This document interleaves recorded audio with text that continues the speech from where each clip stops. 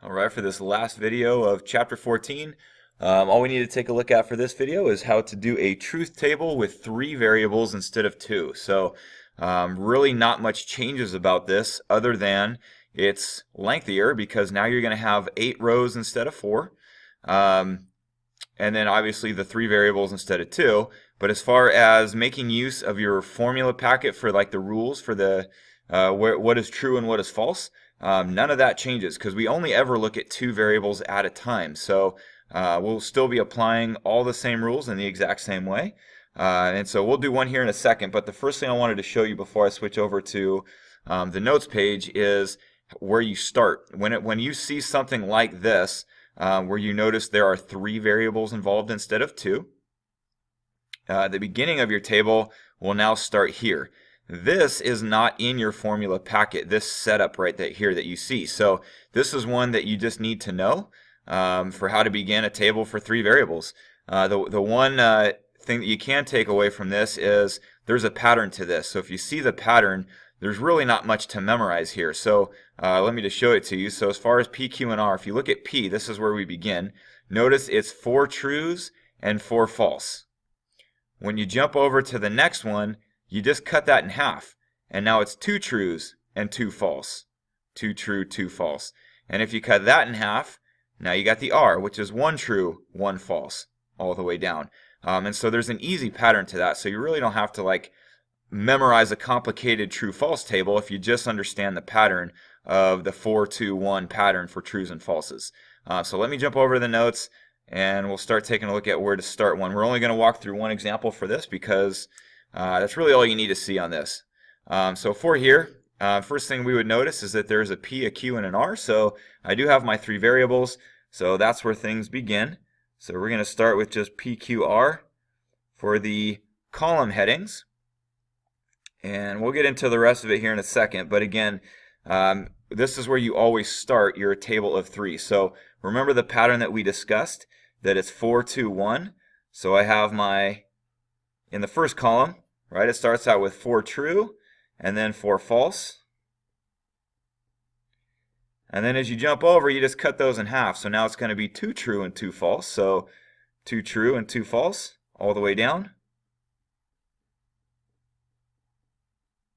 And now you cut that in half, and now it's 1 true and 1 false all the way down.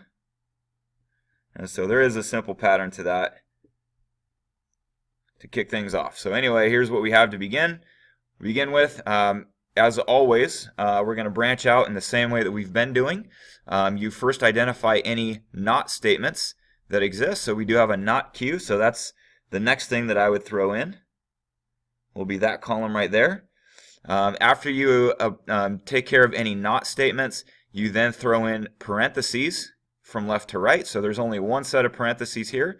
So that's the next column heading. So P and not Q. Oops. So that would be our next column, is the P and not Q.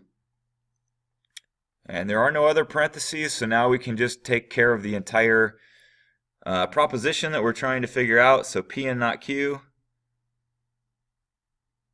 then R. So that's where it will finish. And so we're just going to apply the rules going on down the line like we've been doing. Starting with the not Q, that's easy because that's always just the opposite of Q. So I'm just going to do the opposite of those statements. So for this one we had 2 trues and 2 falses, so this will just be the opposite order of that.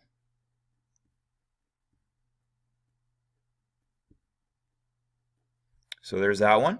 Right here we're now doing P and not Q, so I'm going to be looking from column P to the not Q column, and I'm going to be using the AND rule. And so let's quick look at the AND rule for what we know about that one. So here's what we've identified as far as those rules. Remember, the easiest way to approach these rules is to summarize what they say within the column. So here's the AND rule, or the conjunction rule. But you'll notice within this column, right, it's only true if both statements are true. So that's a really simple summary, and now I can go down my table that I'm filling out really easily. So it's only true if they're both true. So I'm going to see if I can find any true statements. So I am looking from P to not Q right now. So I am looking from this column to this column. So that's kind of visually where I'm looking from. So the first one would be true, false, and so on. And remember, I'm looking for any true statements. So if we have any of those, so it looks like right here in row 3, I have a true case. In row 4, it says true, and that's it. So we know by the summary of the rule that we just stated that it's only true if they're both true, and I found those, so the rest must be false. And that's just an easy way of summarizing it so that I can just knock it out more quickly instead of going back and forth from the table to the rules chart. So anyway, one more to go with here, and now on the last one, we are looking from this column to the R column. So visually, that's the order that we need to see these in visually. So I am now going from here to here in that order. So my first one would be false, true. The next one will be false, false, and so on. And so we're going to go in that order, and we're going to look at the implication rule for that. So quick look at the implication rule. So here's the implication rule. And again, let's just summarize it. That makes it a lot simpler to deal with. So you'll notice for the implication rule, it's only false if I have a true-false case. So it's only false in a true-false case. So if we go back to our sheet here, I'm going to see if I have any TF cases or true-false cases. So let's see, right here in row 4, I have a true-false case. So I know that one is false. Any others? Nope, that's the only one, and so I know the rest must be true. So that was an easy way of summarizing. Lets you go down the list pretty quick that way. So that would be it. That would be the end of our table. And that's how we start our system of 3. So just keep in mind this, we don't have this in your rules handout, the 3, so this we have to sort of memorize this beginning scenario here. But after that, you just follow the rules chart like every other truth table.